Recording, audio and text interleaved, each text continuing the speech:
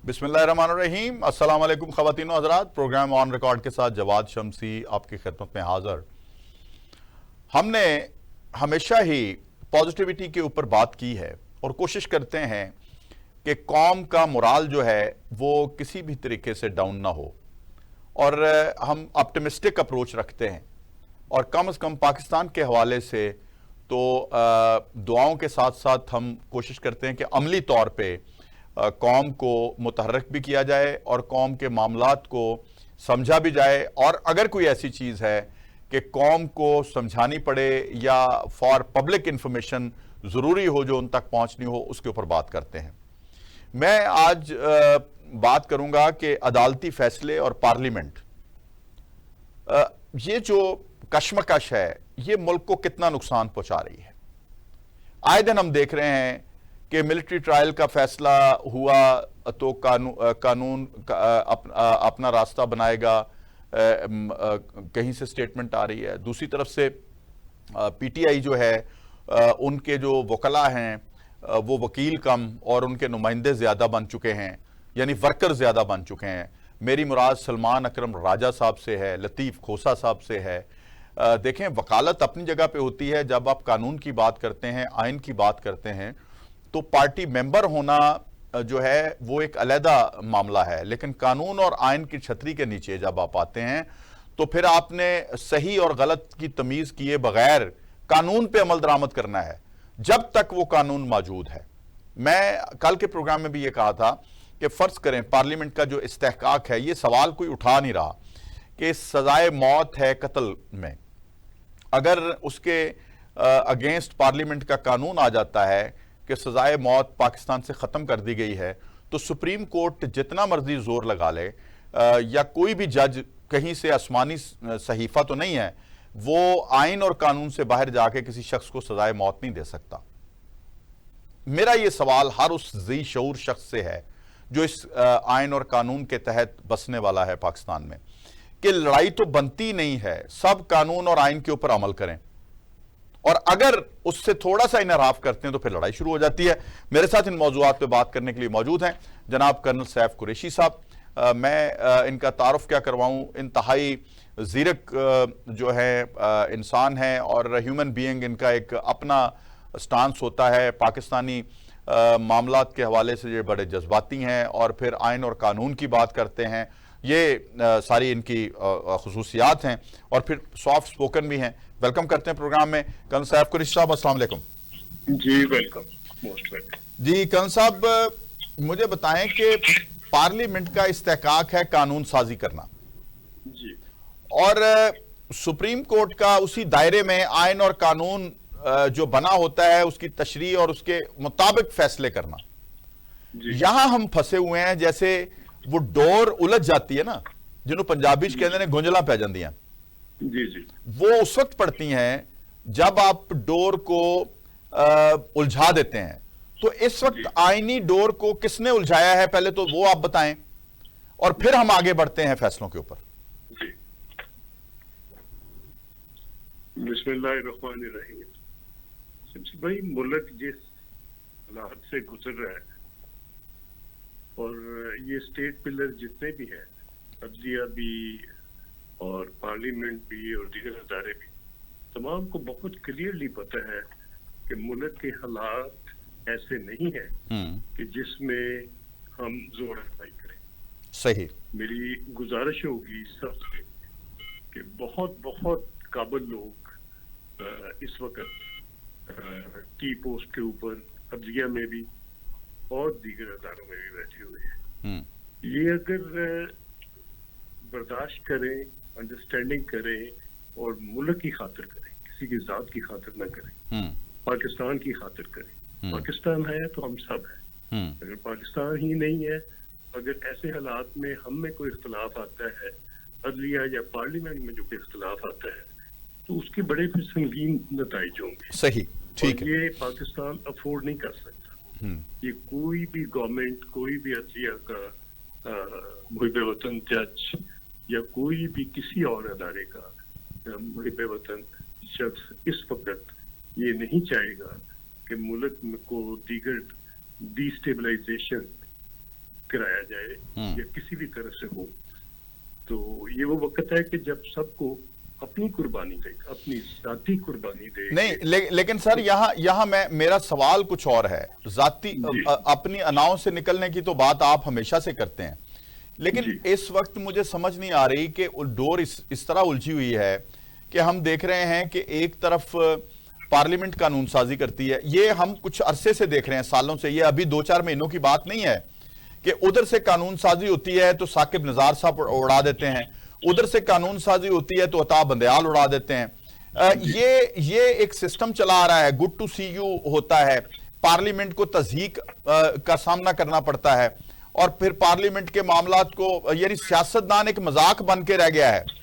अब मैं ये पूछ रहा हूं कि सियासतदान वाकई मजाक है, अपनी हरकतों की वजह से बना है, या इस किस्म के फैसलों की वजह से बना है? जिस तरह अभी मजाक नहीं है, ये फैसला मजाक लग रहा है। अब पता नहीं, अब फैसला जब हो जाता है तो फिर प्रोगेटिव है, अब आवाम का कि उसके ऊपर डिस्कशन कर सकते हैं कि एक शख्स जो है वो बयान हल्फी देता है कि मैं फलां पार्टी में शामिल हो चुका हूं, तो फैसला आता है जी नहीं, तू फलां पार्टी च नहीं जाना, अब तू फलां पार्टी का है, तो वहां तो 63 जो है एफ वो उसके ऊपर अप्लाई हो गई, जो अपना 62-63 का कानून है उसके ऊपर अप्लाई हो गया, क्योंकि पहला 2 बयाने हल्फी हो नहीं सकते। और अपना पार्लियामेंट में स्पीकर ने पोजीशन वाजे कर दी, वहां पीटीआई का वजूद खत्म हो गया, अब उसको सीट्स वहां पे कैसे मिल सकती हैं? और एक तरफ आने वाले चीफ जस्टिस जो हैं उनकी एक स्टेटमेंट बड़ी आई है कि उन्होंने कहा कि कॉन्सिक्वेंसेज होंगे, हमारा फैसला जब आ जाता है तो फिर वो गलत और सही नहीं होता, उसके ऊपर अमल होना होता है। ये जरा मुझे बताएं कितनी खतरनाक बात है, पार्लियामेंट और सुप्रीम कोर्ट के माबैन जो खींचातानी शुरू हो गई है।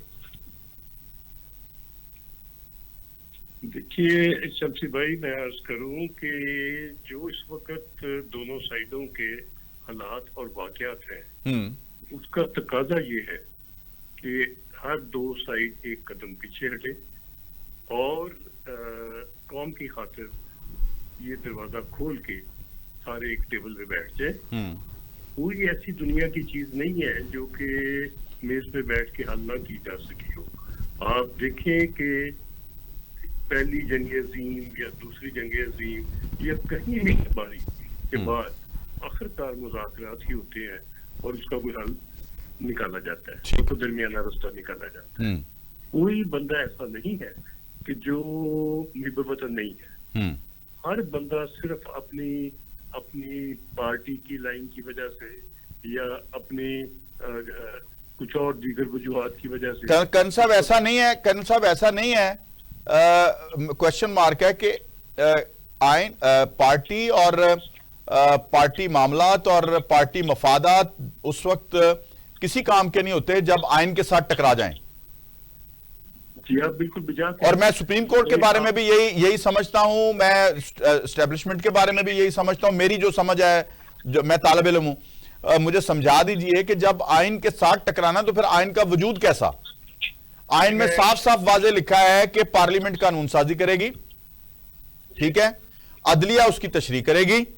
अब मुझे बताएं कि जब अता बंदयाल साहब ने फैसला दिया तो वो तो नफी कर रहा है आइन की कि जी वोट की गिनती भी नहीं हुई और नाअहली भी हो गई। जी जी देखिए ना, अता बंदयाल, साकिब निसार और उनके एसोसिएट्स जजेस वो तो जा चुके और लेकिन उनके फैसलों की भेंट तो हम चढ़ रहे हैं अभी तक।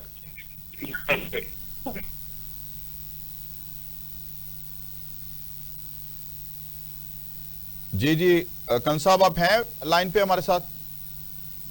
रास्ता अपनाने की है। अच्छा, हम दरमियाना जी जी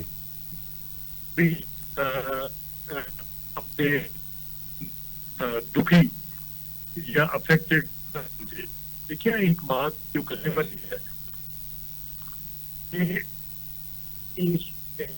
इनकी और पार्लियामेंट की बड़ी क्लियर है, जिसमें आप फ्लोर क्रॉसिंग नहीं कर सकते। बिल्कुल ठीक है, नहीं कर सकते। और जब फ्लोर क्रॉसिंग नहीं कर सकते, फिर आपने वक्त के ऊपर लिस्ट नहीं दी, फिर आपके अंदर एक टाइम फ्रेम था कि 3 दिन में आपने फैसला करना होता है। जब उन्होंने देखिए ना, हर उनकी गलती जो है पीटीआई की, वो हर गलती को किस तरीके से संभाला जा सकता है।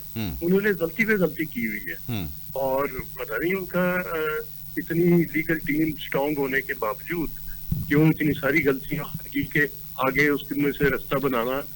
अच्छा, चलें ये मुझे बता दें कि जो फैसला है सुप्रीम कोर्ट का, आपको ऐसे नहीं लगता कि उन्होंने क्लॉक रिवर्स कर दिया है? जी, तो क्लॉक कभी रिवर्स होता है?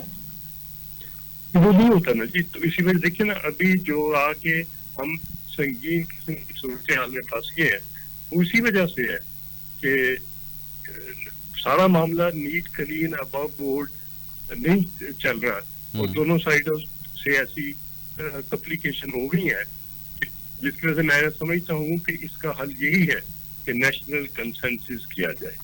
जल्दी कर लिया जाता ज्यादा बेहतर होता। ये खान साहब की अकल को पता नहीं क्या हुआ है कि वो मुहासरे का रास्ता नहीं छोड़ रहे। वो हर रोज कोई ना कोई नई धमकी, नई कॉल और नया संगीन मोड़ ले लेते हैं कि हालात बेहतर होते होते उनकी टीम पार्लियामेंट में आपस में इकट्ठे बैठते फिर वो पीछे से धागा खींचते हैं, वो टूट जाता है। तो मेरा ये ख्याल है कि उनको भी अल्लाह ताला अकल और समझ दे कि वो नेशनल कंसेंसस को समझे। इसके अलावा नेशनल कंसेंसस के अलावा कोई चारा काट दें। वो अदलिया को इम्तहान में ना डालें, वो पार्लियामेंट को इम्तहान में ना डालें, वो मुल्क को इम्तहान में ना डालें। सही है। लेकिन ये मुझे बताएं कोई रास्ता कैसे निकले? देखें नवाज शरीफ साहब रास्ता निकलेगा, नवाज शरीफ साहब देखें नवाज पार्लियामेंट के अंदर से स्पीकर के चैम्बर से रास्ता निकलेगा। ठीक है, उधर ये जाते हैं, मिलते हैं, इकट्ठे होते हैं, उस वक्त ये सारे ठीक होते हैं। अच्छा, ये ठीक है। लेकिन जो अदालत है वो बड़ी एग्रेसिव नजर आ रही है। मंसूर अली शाह साहब की जो गुफ्तगू मैंने सुनी है उसमें उन्होंने खिताब किसी तकरीब से कर रहे थे, उन्होंने कहा जी अदे अमल होना है। तो मैं एक अर्ज करूं शमसी भाई, शाह साहब की एक अपनी प्रोफाइल है, एक अपना उनका स्टेचर है, एक अपना उनके मुतालिक हर बंदा वो जानता है कि वो आइन और कानून की कितनी पासदारी करते हैं और वो कॉम्प्रोमाइज नहीं करते। उनके अंदर जो उनकी खूबियां या उनकी कमियां हैं वो सबको पता है। अगर उन सारी खूबियों और कमियों को जमा करते हुए उनको, जबकि वो चीफ जस्टिस की लाइन में है इस वक्त, कतई तौर पे मैं ये समझता हूँ कि उनको किसी भी फर्दर ऐसी बहस में या ऐसे मामले में या किसी चीज में ना डाला जाए, उनको डिस्प्यूटेबल ना बनाया जाए। सही। और बेहतर रास्ता है कि वो भी इस चीज का अदालत करें और कोई ना कोई रास्ता बनाए। अच्छा, कर्नल साहब आपको ऐसा नहीं लगता कि पीटीआई ने काजी साहब को मुतनाजा किया? और इसमें कोई शक नहीं है, ये सब पीटीआई का किया दिया है। अब अदलिया को, पाकिस्तान को, उसके अदारों को सुने जरा, मैं ये बात कर रहा हूं कि काजी साहब को मुतनाजा किया गया, उसके बाद जस्टिस मंसूर अली शाह साहब को मुतनाजा किया जा रहा है, इसके मुनीब अख्तर पहले मुतनाजा हैं, यानी जो क्यू में चीफ जस्टिस हैं वो सारे के सारे जो हैं वो मुतनाजा हो गए हैं, साडा जज है तोड़ा जज। तो फिर बनेगा क्या? ये सब पीटीआई की और खान साहब की वजह से। ठीक है, ठीक है। पीटीआई हर रोज एक नई दरखास्त, हर रोज एक नई दरखास्त। इसने अदलिया को जिस इम्तहान में और जिस टेस्ट में डाला है, नहीं डालना चाहिए था। सियासी पार्टियों को अपने मामला अपने तक रखें, अदलिया को सियासत में मत घसीटें। अच्छा, दूसरा सर ये जो मुल्क गिर हड़ताल होने जमात इस्लामी ने अनाउंस कर दिया है कि 29 सितंबर से मुल्क गिर मुजाहरों का ऐलान किया है, और फिर 30 को वकला की तहरीक का भी एक सिलसिला है। हम ये तहरीकें अफोर्ड कर सकते हैं? ये मुझे समझ नहीं आ रही। दूसरा जलसा भी खेला जा रहा है, कभी दिल्ली, कभी इस्लामाबाद। जिस दिन से खान साहब के कंटेनर को फाइनेंशियल सपोर्ट और अस्करी सपोर्ट मिली, उस वक्त से उनका दिमाग कुछ हवा में चला गया है। वो सारे वो फैसले करते हैं जिससे हमारा मुल्क रोजाना डिस्टेबलाइज होता है और नुकसान होता है, इकोनॉमी का नुकसान होता है, गरीब लोगों की रोजगार का नुकसान होता है, हर चीज का नुकसान होता है। और अब तो अदारों को उन्होंने टारगेट करना शुरू कर दिया है। मुनाज चीफ ऑफ स्टाफ को और उनकी टीम को माफ करते हैं, ना वो चीफ जस्टिस को माफ करते हैं, ना वो पार्लियामेंट को वो जिस लाइन पे जा रहे हैं वो तो मुल्क को उड़ा के रखे जा रहे हैं। क्यों ऐसे कर रहे हैं? वो ये समझते हैं कि अगर इकोनॉमी ठीक नहीं होगी तो इनको गवर्नमेंट टूटेगी तो मेरी बारी आएगी। ये बहुत ही घटिया सोच है। ये किसी लीडर की और किसी मुद्दे वतन की सोच नहीं हो सकती। ये गवर्नमेंट सियासत में आनी जानी चीज है, ये आती जाती रहती है। ये कोई टर्नओवर मिल गया, कोई ना मिल गया, मगर इसमें बंदा कभी अपने आप को कंप्रोमाइज नहीं करता, अपने मुल्क को कुर्बान नहीं करता, मुल्क का नुकसान नहीं करता। उसके मुंह से कोई ऐसा लफ्ज नहीं निकलता जो बाहर की दुश्मन ताकतें जो है वो उसको और फैला के सोशल मीडिया पे तो मुल्क को नुकसान पहुंचा सके। बात आपकी दुरुस्त है, लेकिन हम और आप ये बातें कर करके थक गए हैं। लेकिन वो अली अमीन गंडापुर की शक्ल में हो, वो सलमान अकरम राजा की शक्ल में हो, वो लतीफ खोसा की शक्ल में हो, जो भी उनकी जमात में कोई थोड़ा सा भी ओहदा उसको मिलता है वो उड़ा के रख देता है। इसमें कोई शक नहीं है। और मुझे पीटीआई में ऐसे लोग इस वक्त मौजूद हैं, हामिद खान जैसे और बाकी दीगर सीनियर वकला, कि उनको वो रोल अदा करना चाहिए जो मुल्क की सलामती और मुल्क की खुशहाली का रोल है। अच्छा, लेकिन इसके ऊपर गौर नहीं, लेकिन हामिद खान साहब भी बिल्कुल ठीक है, आपकी बात दुरुस्त है, वो आइन और कानून के बड़े दाई हैं। लेकिन वो ये जो फैसला आया है अपना स्पेशल सीटों का, इसके बावजूद कि वो आइन और कानून के बाहर नजर आता है। बंदयाल साहब वाला फैसला आया था, वो भी आइन और कानून के बाहर नजर आता है। लेकिन हामिद खान साहब ने उस फैसले के बारे में कोई ऐसी राय नहीं दी जो आइनी और कानूनी हो। ये जरा बताएं कि ये क्या तहफ्फुज़ात हैं उनके। जी मैं अर्ज करूं कि इसी सब चीजों को देखते हुए सोचते हुए मैं इस नतीजे पे पहुंचा हूं कि ये बस करते हैं, खुदा का खौफ करें, ये पाकिस्तान को और गरीब आवाम को माफ कर दें। ये गवर्नमेंट आज किसी की है, कल किसी की है, परसों किसी की है, ये किस काम में पड़ गए? अगर गवर्नमेंट नहीं मिलती तो मुल्क गवा देते हैं, मुल्क से दुश्मनी शुरू कर देते हैं, अदलिया से दुश्मनी करते हैं, उस अदारे को तबाह करते हैं, बाकी अदारों के ऊपर अटैक करते हैं। ये कोई मुनासिब बात नहीं है। ठीक है। अच्छा, एक और मुझे बताएं, बड़ी अहम बात है कि हम देख रहे हैं कि अचकजई साहब सीनियर सियासतदान है, मुतहर्रक हैं।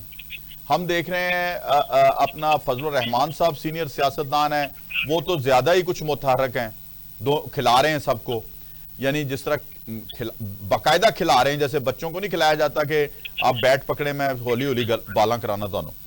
मुझे बताएं, नवाज शरीफ साहब इंतहाई जीरक सियासतदान है, वो बड़े पाए के सियासतदान है, तो उनकी खामोशी समझ से बालातार है, वो सामने देख रहे हैं तमाशा, तो वो क्यों एक कदम आगे आके सब कुछ अपने हाथ में नहीं ले रहे? देखिए, ये बात आपने बड़ी समझ की और दूरंदेशी की बात की है। मैंने जाती तौर पे देखा कि जब हालात बड़े खराब थे और टेररिज्म पेशावर का पब्लिक स्कूल का वाकया हुआ था और टेररिज्म हर तरफ थी, तो ये नवाज शरीफ ही था जिसने हर फैसला नेशनल कंसेंसस से किया। उनको उनके कुलीग बाज मना करते रहे कि आप क्या कर रहे हैं, आप इमरान को इसको क्यों बुला रहे हैं, पीटीआई वालों को, आप शेख रशीद जैसे हल्के बंदे को क्यों बुला रहे हैं, ये तो ऐसी बातें करता है, आप बाकी लोगों को सबको।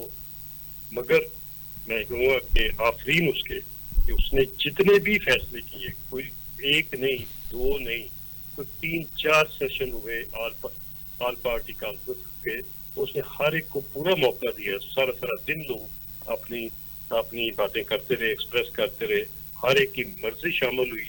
उसके बाद एक मुतफिका लाए अमल कौमी फैसला किया गया। तो अब क्या अमर माने हैं? अब क्या अमर माने हैं?